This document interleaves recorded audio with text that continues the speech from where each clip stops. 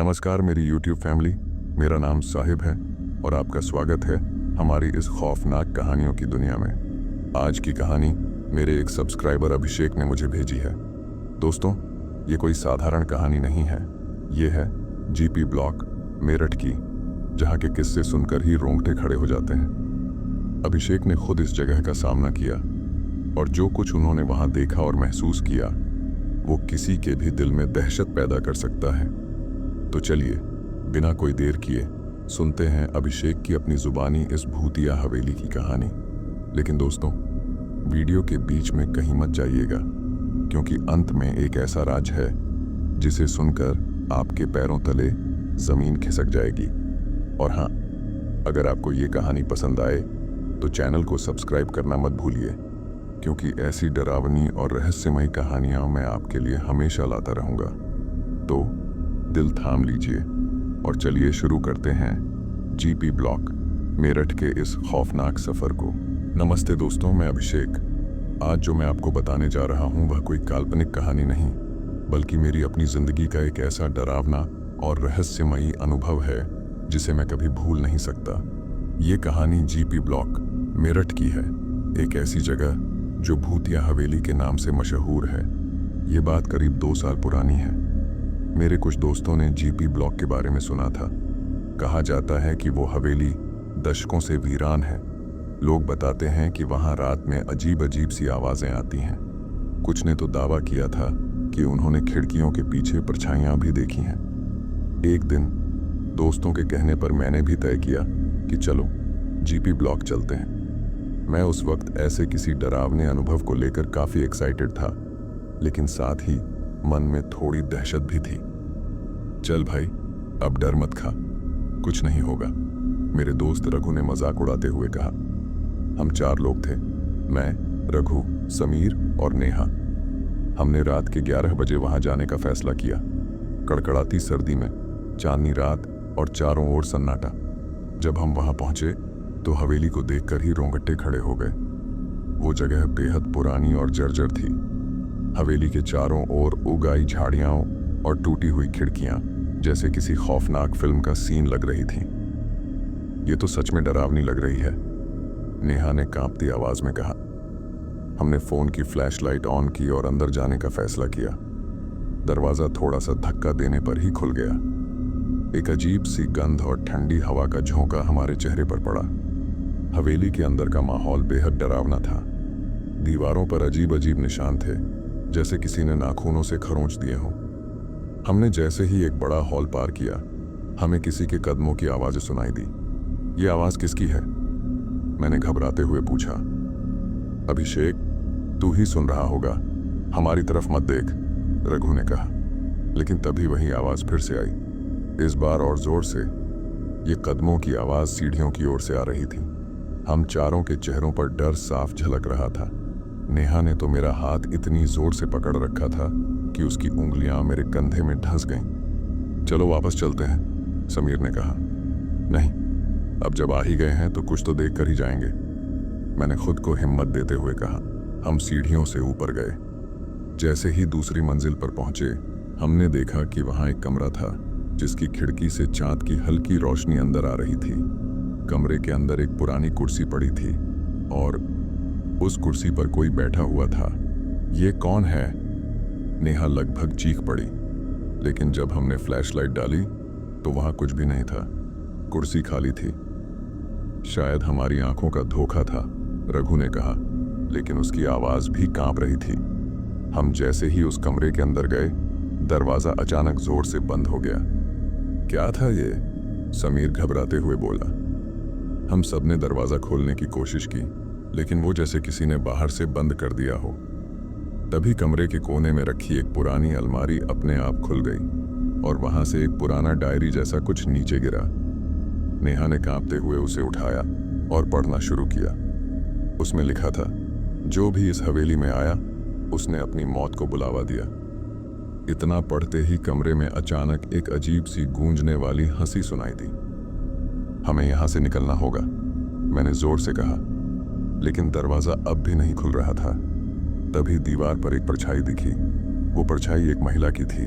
जिसके लंबे बाल और बिना आंखों का चेहरा था। नेहा जोर से चिल्लाई और बेहोश हो गई।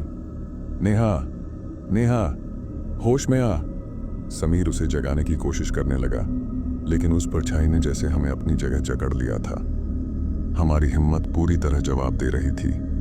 जब सब कुछ खत्म होने जैसा लग रहा था, तभी मैंने अचानक अपने गले में पड़ी भगवान शिव की छोटी सी लटकन को महसूस किया। भोलेनाथ, मदद करो, मैंने मन ही मन प्रार्थना की। जैसे ही मैंने ये कहा, मेरे गले की लटकन अजीब तरह से चमकने लगी। कमरे का माहौल अचानक बदल गया। वो परछाई जो अब तक हमें घूर रही थी, गायब हो गई। दरवाजा अपने आप खुल गया। नेहा को भी होश आ गया। हम बिना कोई पल गंवाए हवेली से बाहर भागे। बाहर आकर हम सभी सांस लेने की कोशिश कर रहे थे। तभी मेरी नज़र उसी डायरी पर पड़ी जो नेहा अपने साथ बाहर ले आई थी। मैंने डायरी को ध्यान से पढ़ा। उसमें लिखा था कि उस हवेली की मालकिन, जो एक अमीर लेकिन अकेली महिला थी, को उसकी जायदाद के लिए धोखे से मार दिया गया था। उनकी आत्मा वहां अटकी हुई थी, लेकिन जो चीज सबसे ज्यादा चौंकाने वाली थी वो ये कि डायरी में आखिरी पन्ने पर लिखा था, जिस दिन एक सच्चे दिल से कोई भगवान को पुकारेगा, उस दिन मेरी आत्मा को मुक्ति मिलेगी। उस डरावनी रात के बाद हमने सोचा कि सब कुछ खत्म हो गया है, लेकिन दोस्तों, ये मेरी सबसे बड़ी भूल थी। वो कहानी वहीं खत्म नहीं हुई थी। उस रात घर आकर जब मैंने सोने की कोशिश की तो मैं बेचैन था। आंखें बंद करते ही वही परछाई, वही हवेली और वो भूतियां हंसी बार बार मेरे सपने में आ रही थीं। तभी मैंने महसूस किया कि कुछ अजीब हो रहा है। मेरे कमरे की खिड़की अपने आप खुली। ठंडी हवा का झोंका आया और साथ में वो डायरी भी हवा में उलटने लगी। डायरी का एक पन्ना खुलकर मेरे सामने आ गया। उस पर लिखा था, तुमने मुझे मुक्ति दी है, लेकिन अभी कुछ अधूरा है। मैं बुरी तरह घबरा गया। अब क्या चाहती हो? मैंने डरते हुए कहा। अगले दिन मैंने अपने दोस्तों को सब कुछ बताया। रघु और समीर ने इसे मेरा वहम समझा, लेकिन नेहा, उसका व्यवहार कुछ अजीब था। वो चुप चुप सी थी और बार बार हवा में कुछ देखने की कोशिश कर रही थी। नेहा, तुम ठीक हो? मैंने पूछा। उसने बस इतना कहा, हवेली में कुछ बाकी है, हमें वापस जाना होगा। क्या पागल हो गई हो?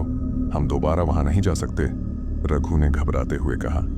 लेकिन नेहा ने मेरी ओर देखा। उसकी आंखों में डर और बेचैनी थी।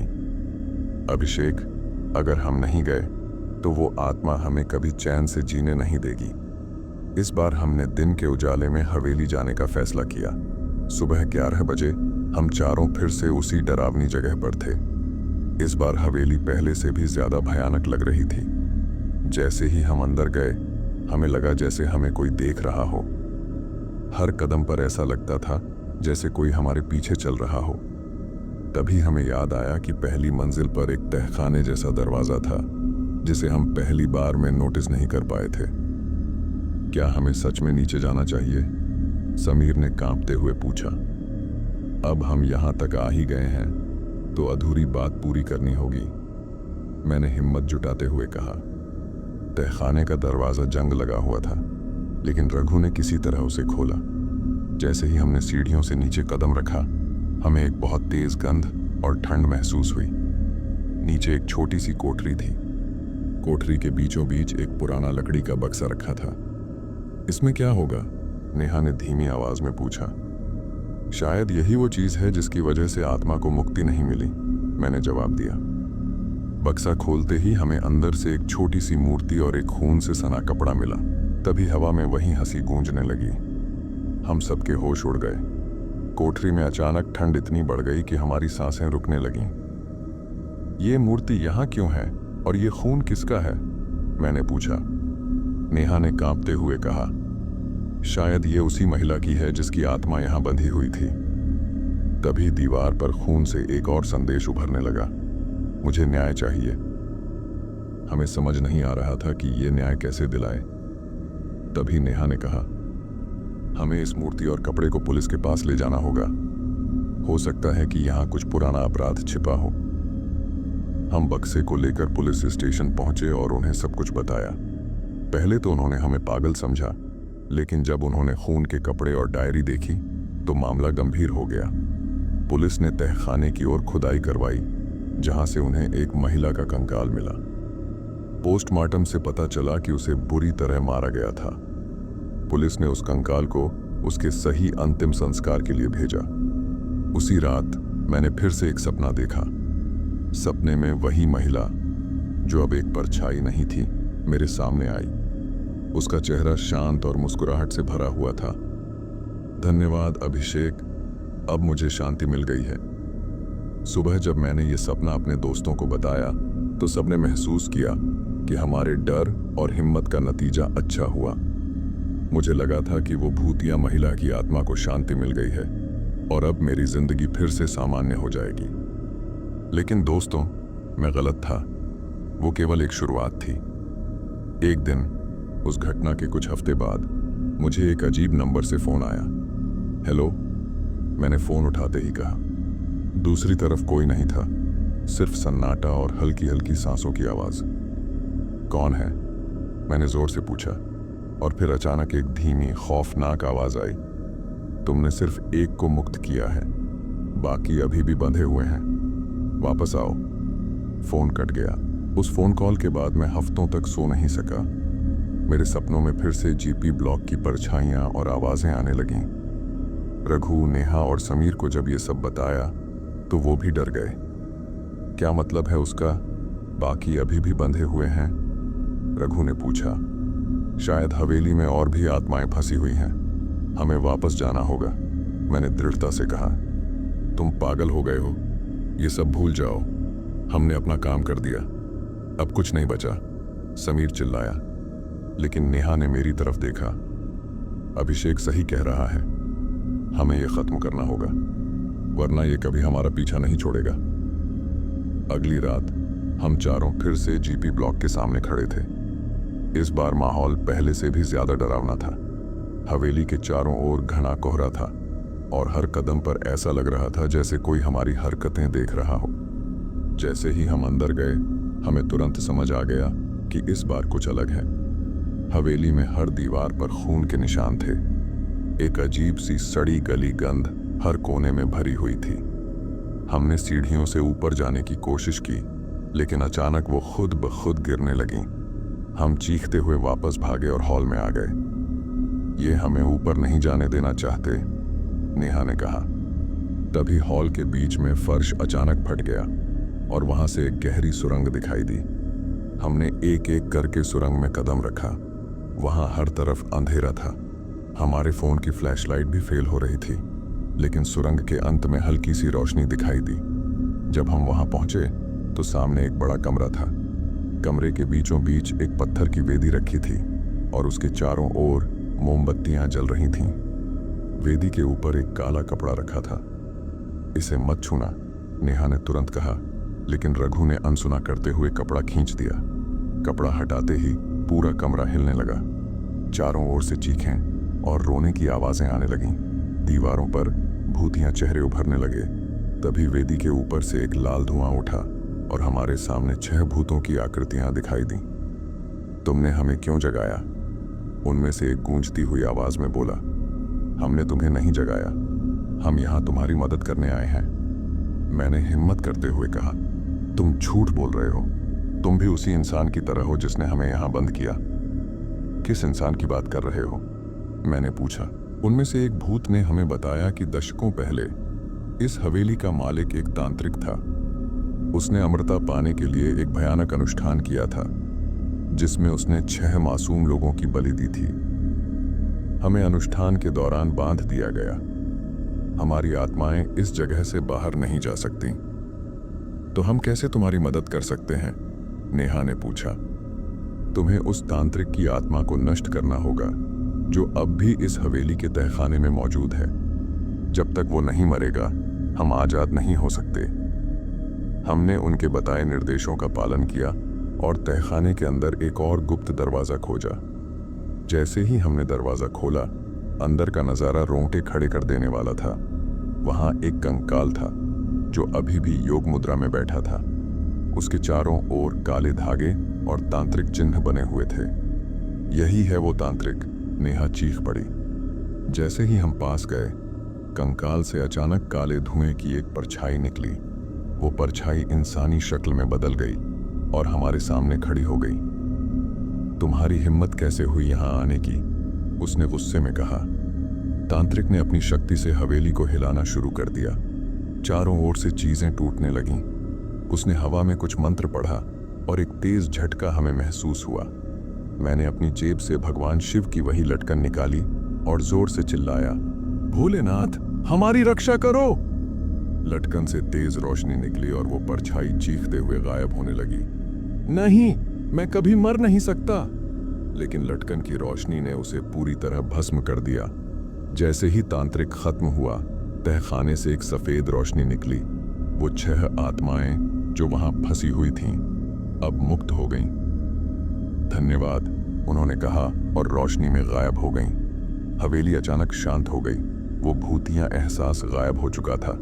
जीपी ब्लॉक के तांत्रिक को नष्ट कर आत्माओं को मुक्त करने के बाद हम सब ने सोचा कि सब कुछ खत्म हो गया है, लेकिन ये बस एक भ्रम था। वो हवेली अब शांत दिख रही थी, लेकिन उसके पीछे छिपा अंधकार पूरी तरह मिटा नहीं था। कुछ हफ्तों बाद मेरे साथ कुछ ऐसा हुआ जिसने मुझे एहसास कराया कि कहानी अभी बाकी है। एक रात जब मैं अपने कमरे में बैठा उस अनुभव के बारे में सोच रहा था, तभी मेरी मेज पर रखा वो छोटा तांत्रिक चिन्ह अचानक फर्श पर गिर पड़ा। वो वही चिन्ह था जो हमने तहखाने से पाया था।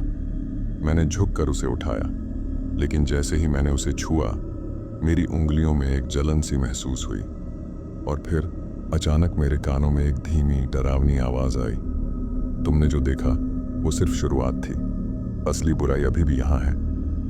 अगले दिन सुबह सुबह नेहा का फोन आया। उसकी आवाज घबराई हुई थी। अभिषेक, रघु पूरी रात से लापता है, उसका फोन भी नहीं लग रहा। उसने कल रात मुझसे कहा था कि वो जीपी ब्लॉक वापस जा रहा है। क्या? वो फिर से वहां क्यों गया? मैं चीख पड़ा। पता नहीं, लेकिन उसने कहा था कि उसे कुछ अजीब सपने आ रहे हैं। शायद वो सच का पता लगाना चाहता था। नेहा और समीर को लेकर हम तुरंत जीपी ब्लॉक के लिए निकले। हवेली का माहौल पहले से भी ज्यादा खौफनाक था। ऐसा लग रहा था जैसे हमें वहां जाने से रोकने के लिए कोई अदृश्य शक्ति मौजूद हो। दरवाजा खोलते ही हमें अंदर से अजीब सी गंध आई। हवेली के कोनों से लगातार किसी के फुसफुसाने की आवाजें आ रही थीं। रघु, तुम यहां हो? मैंने जोर से पुकारा। तभी पहली मंजिल से एक चीख सुनाई दी। वो रघु की आवाज थी। हम दौड़ते हुए ऊपर गए। एक कमरे का दरवाजा खुला था। अंदर का नजारा दिल दहला देने वाला था। रघु कमरे के बीचों बीच जमीन पर बेहोश पड़ा था। उसके चारों ओर अजीब से तांत्रिक चिन्ह बने हुए थे। दीवारों पर खून से कुछ लिखा हुआ था। तुमने सोचा कि यह खत्म हो गया, अब असली खेल शुरू होगा। तभी कमरे में अचानक सर्दी बढ़ गई। हमारी सांसें जैसे जमने लगी। नेहा ने रघु को होश में लाने की कोशिश की, लेकिन तभी दरवाजा खुद ब खुद बंद हो गया। जैसे ही हम पलटे, एक भयानक परछाई हमारे सामने खड़ी थी। वो तांत्रिक की तरह दिखती थी, लेकिन उसकी आंखों में अजीब सी लाल चमक थी। तुमने सोचा कि मुझे खत्म कर दोगे? मैं उस तांत्रिक से भी बड़ा हूं जिसने ये सब शुरू किया था। मैं इस जगह का असली मालिक हूं और अब तुम सब मेरी कैद में हो। हम चुपचाप खड़े थे। हमारी हिम्मत जवाब दे रही थी। तुम चाहते हो कि हम तुम्हें छोड़ दें? मैंने कांपती आवाज में पूछा। मुझे छोड़ने का सवाल ही नहीं उठता। अब तुम मेरी आत्माओं का हिस्सा बनोगे। तभी नेहा ने अपने बैग से वो लटकन निकाला जो हमने पहले इस्तेमाल किया था। उसने जोर से कहा, तुम्हारी ये शक्ति तभी खत्म होगी जब तुम्हारे सभी अनुष्ठान के चक्र तोड़े जाएंगे। तुम ये कैसे जानती हो? मैंने हैरानी से पूछा। मुझे पिछले कुछ दिनों से सपने में दिखाया जा रहा था। ये आत्माएं हमें मदद करने की कोशिश कर रही हैं। हमें इस जगह के सारे अनुष्ठानों के चिन्हों को नष्ट करना होगा, तभी ये खत्म होगा। हमने पूरा घर छान मारा। हर कमरे में अजीब से निशान बने हुए थे। नेहा ने लटकन से उन चिन्हों को मिटाना शुरू किया। जैसे ही एक एक निशान खत्म हुआ, हवेली और ज्यादा हिलने लगी। तांत्रिक की परछाई बार बार हमारे सामने आती और हमें डराने की कोशिश करती। उसने समीर को हवा में उठाकर दीवार पर पटक दिया। समीर, मैंने चिल्लाया, लेकिन नेहा का ध्यान बस उन चिन्हों पर था। आखिर में हम उस मुख्य कमरे में पहुंचे जहां तांत्रिक की शक्ति का स्रोत था। वहां एक बड़ा काला पत्थर रखा हुआ था जिसके चारों ओर काले धागे लिपटे थे। हमें इसे तोड़ना होगा, नेहा ने कहा, लेकिन ये इतना आसान नहीं होगा। तांत्रिक की परछाई फिर प्रकट हुई। उसने गुस्से में चिल्लाते हुए कहा, अगर तुमने इसे छुआ तो तुम सब मारे जाओगे। लेकिन नेहा ने लटकन को पत्थर पर रख दिया। पत्थर फटने लगा। चारों ओर आग की लपटें फैल गईं। तांत्रिक की चीखें हवेली में गूंजने लगीं। नहीं, ये नहीं हो सकता। और फिर एक विस्फोट हुआ। हवेली का खंडहर बनना हमें एक राहत तो दे गया, लेकिन एक अजीब डर भी पैदा कर गया। हमने तय किया था कि अब इस बारे में और कुछ नहीं सोचेंगे, लेकिन हर रात मेरे सपनों में वो तांत्रिक की भयानक परछाई, उसकी चीखें और उस हवेली का खौफनाक अंधेरा लौट आता था। एक रात नेहा ने मुझे अचानक फोन किया। उसकी आवाज में घबराहट और गुस्सा दोनों थे। अभिषेक, मुझे पता चला है कि ये अभी खत्म नहीं हुआ। मैंने तांत्रिक के अनुष्ठान के बारे में और जानकारी जुटाई है। उसने जो अनुष्ठान किया था वो अधूरा रह गया था। अगर हम उसे पूरी तरह नष्ट नहीं करते तो वो वापस आ सकता है। क्या? लेकिन हमने तो उसे खत्म कर दिया था। नहीं, उसका एक और मुख्य चिन्ह बचा है। वो चिन्ह वहीं मौजूद है जहां हम सबसे पहले तहखाने में गए थे। हमें वापस जाना होगा। मैंने समीर और रघु को भी खबर दी। चारों ने एक बार फिर जीपी ब्लॉक के खंडहर में कदम रखा। इस बार वहां की स्थिति और भी डरावनी थी।